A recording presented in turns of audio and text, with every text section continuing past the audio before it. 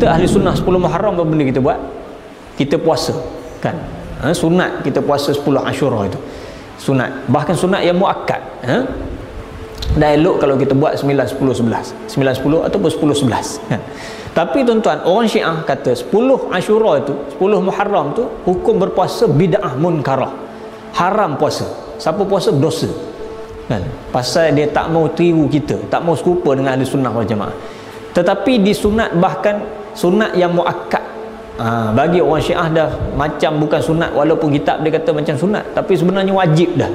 Kan? Dia mesti sambut hari Karbala. Hari Karbala iaitu hari kesyahidan ataupun kematian Sayyidina Husain radhiyallahu anhu. Bismillahirrahmanirrahim. Dalam klip ini, Aizam cuba membezakan Syiah dan Ahlus Sunnah dalam topik Hari Ashura, di mana Syiah berkabung atas kesyahidan Husain bin Ali alaihi salam di Karbala, sedangkan Ahlus Sunnah menganjurkan amalan berpuasa. Fokus Aizam ialah puasa di hari Ashura menurut Syiah adalah bid'ah dan munkar. Justru itu, video ini akan mengupas apakah benar puasa di hari Ashura itu bid'ah atau sunnah. Noktah-noktah penting yang wajar diambil perhatian dalam video ini ialah puasa hari Ashura disebabkan berlawanan dengan amalan Yahudi. Tidak selaras puasa hari Ashura dengan puasa Yahudi. Nabi SAW masuk ke dalam kota Madinah pada bulan Rabiul Awal, bukan bulan Muharram. Nabi melarang umatnya meniru agama Yahudi. Nabi sendiri tidak berpuasa pada 10 Muharram. Puasa hari Ashura disebabkan berlawanan dengan amalan Yahudi. Dalam beberapa riwayat menunjukkan bahawa sunnah puasa hari Ashura disebabkan meniru agama Yahudi.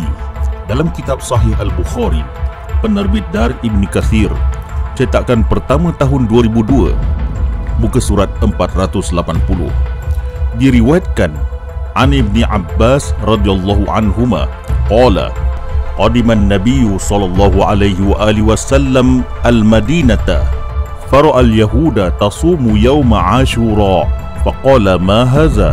قالوا هذا يوم صالح هذا يوم نجى الله بني إسرائيل من عدوهم فصامه موسى قال فأنا أحق بموسى منكم فصامه وأمر بصيامه. Ibnu Abbas berkata, Rasulullah SAW datang ke Madinah dan kemudian baginda melihat golongan Yahudi berpuasa pada hari Ashura. Lalu baginda bertanya, apakah ini? Mereka pun menjawab, ini adalah hari yang baik. Inilah harinya Allah menyelamatkan Bani Israel daripada musuh mereka. Maka Musa pun berpuasa pada hari tersebut.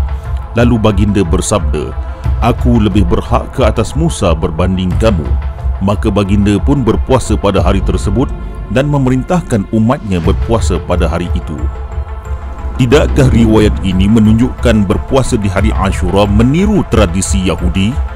Bahkan mustahil baginda memerintahkan demikian kerana Nabi sendiri melarang umatnya meniru agama lain. Tidak selaras puasa hari Ashura dengan puasa Yahudi.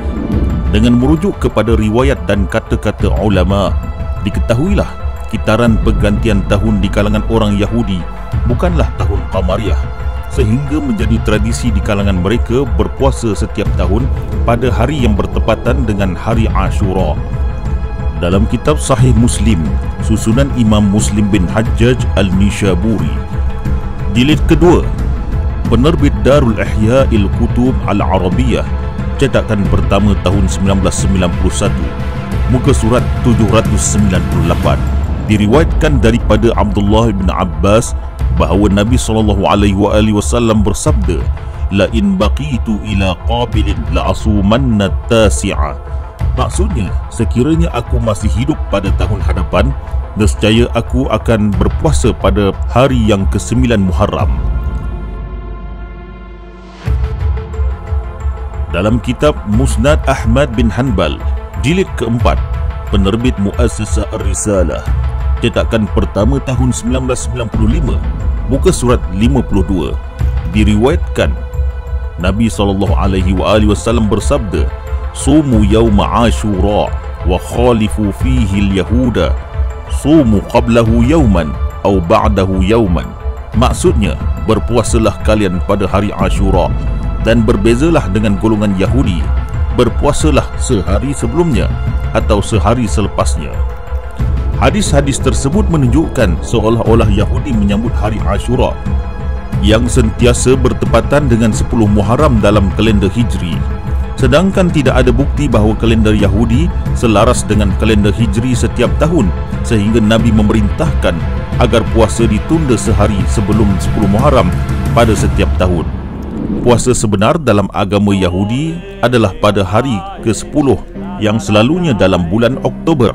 Menurut kalender lunar, dinamakan hari Yom Kippur, iaitu hari penebusan dosa.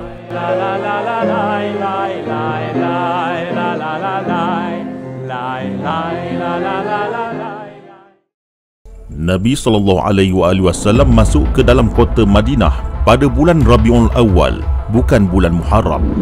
Walaupun kitab Sahih Al-Bukhari menyatakan puasa Ashura terjadi ketika Nabi masuk ke dalam kota Madinah, namun perkara ini bertentangan dengan kitab Ahlus Sunnah sendiri yang menyatakan Nabi masuk ke kota Madinah pada bulan Rabiul Awal. Dalam kitab Al-Ahillah wal Mawaqit Hilalu Ramadan wa Mawaqit As-Salah Baina Syar' wal Falak, karangan Imad Mujahid, cetakan pertama tahun 2017, muka surat 123. Pengarang menulis, "Wallati sadafat yaumal Jum'ah 12 Rabi'ul Awal wa huwa yaum wusuli Rasul alaihi salatu wassalam ilal Madinatil Munawwarah." Bertepatan hari Jumaat 12 Rabiul Awal, iaitu hari ketibaan Rasulullah SAW ke Madinah Al-Munawwarah. Ini bertentangan dengan riwayat puasa Ashura dari kitab Sahih Al-Bukhari yang menceritakan Nabi masuk ke kota Madinah dan melihat orang Yahudi berpuasa Ashura.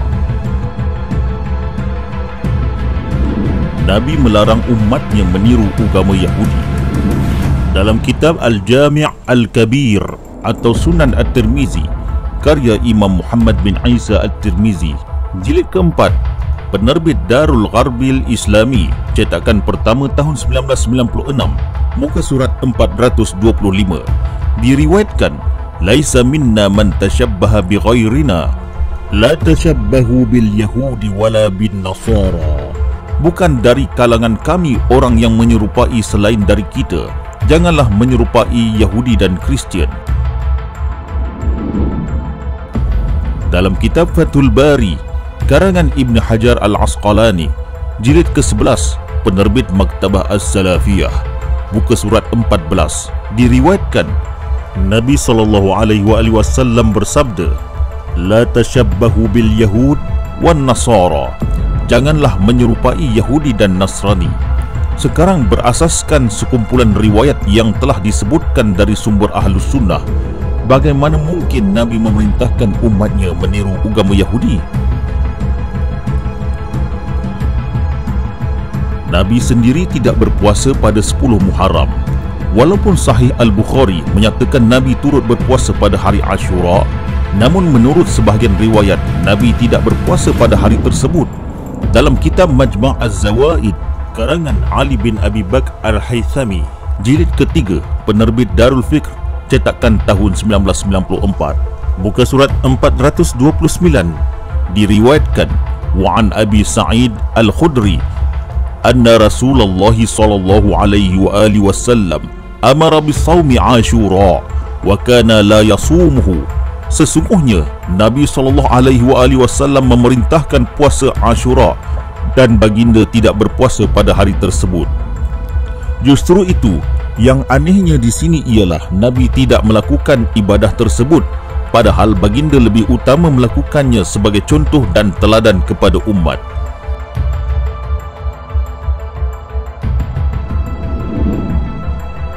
محمد عبد الله نصر، الاول كل سنه وحضرتك طيب بمناسبه العام الهجري الجديد، وكنت عايز اعرف من حضرتك هتصوم السنه دي عاشوراء ولا لا؟ وحضرتك طيب وبخير، والامه كلها، الامه الانسانيه كلها بخير وسعاده، بس انا مش هصوم عاشوراء عشان اصلا ما فيش عاشوراء. دي أكذوبة عاشوراء. طلعنا وتربينا من واحنا صغيرين على ان يوم عاشوراء هو صيام، وجابوا ادله من السنه، وبعد بحث اكتشفت ان ما فيش حاجه اسمها عاشوراء وهي اكذوبه، والحديث ده حديث موضوع ولا اصل له. والادله ببساطه وبايجاز سريع جدا ان النبي صلى الله عليه وسلم اول ما راح المدينه لقى اليهود بيصوموا، فسالهم بتصوموا ليه؟ قالوا النهارده عيد، هو العيد اللي ربنا نجى فيه موسى من كيد فرعون. أول دليل على بطلان صيام عاشوراء إن النبي صلى الله عليه وسلم كان يجهل إن اليوم ده يوم عيد عند اليهود، وأن هذا هو اليوم الذي نجى الله فيه موسى من كيد فرعون. يبقى إزاي هو ما يعرفش؟ اتنين، إن النبي صلى الله عليه وسلم صام مع اليهود هذا اليوم الذي هو يوم عاشوراء، معناه إن النبي صلى الله عليه وسلم أصبح تابعا لليهود وليس متبوعا له. الدليل الثالث على إن ما فيش حاجة اسمها صيام عاشوراء وهي أكذوبة، إن في آخر الرواية كتب الحديث بتقول إن النبي صلى الله عليه وسلم بيقول إن عشت إلى قابل، يعني إلى السنة الجاية، لأصومن تسوعاء وعاشوراء. مات النبي صلى الله عليه وسلم وما صامش تسوعاء. طب الروايه دي مكذوبه، عارفين ليه؟ لان اول الحديث بيقول ان اول ما راح المدينه لقاهم بيصوموا، والاخر الروايه بتقول لي السنه الجايه هصوم تسوعاء وعاشوراء. طب النبي صلى الله عليه وسلم قعد كام سنه في المدينه؟ قعد 11 سنه ومات في اول السنه ال11. الحديث ده بيقول ان النبي قعد سنه واحده، بدليل انه اول ما راح صام عاشوراء قال هصوم السنه الجايه تسوعاء معاه، فمات قبل ما يصوم تسوعاء، يبقى معناها قعد عام واحد في المدينه. واخيرا اليهود مشوا من المدينه كلهم في اول 5 سنين من اقامه النبي صلى الله عليه وسلم في المدينه، يبقى ازاي لقاهم وسالهم عن الصيام وتابعهم على فعلهم؟ شفتوا؟ لازم نفكر ونشغل عقلنا في كل روايه نسمعها ونعرفها، لان انت بالعقل لا بالجسم. انسان عاشوراء اكذوبه كبيره لا دليل عليها، والحديث حديث موضوع. يعني السنه دي ما نصومش عاشوراء؟ ما نصومش عاشوراء ولا تسوعاء. يعني دي فتوى من حضرتك ان احنا ما نصومش عاشوراء؟ فتوى مني، ما فيش حاجه اسمها عاشوراء اصلا، دي اسطوره واكذوبه. انا Kesimpulannya, puasa di hari Ashura menurut sumber rujukan Ahlussunnah adalah meragukan dan perbuatan munkar kerana mustahil sunnah Nabi SAW meniru ibadah orang Yahudi. Selain itu, perbezaan zaman dan tarikh antara kalender Yahudi dan Hijrah menimbulkan keraguan terhadap hadis tersebut. Lebih-lebih lagi, Nabi SAW masuk ke dalam kota Madinah pada bulan Rabiul Awal, bukan bulan Muharram.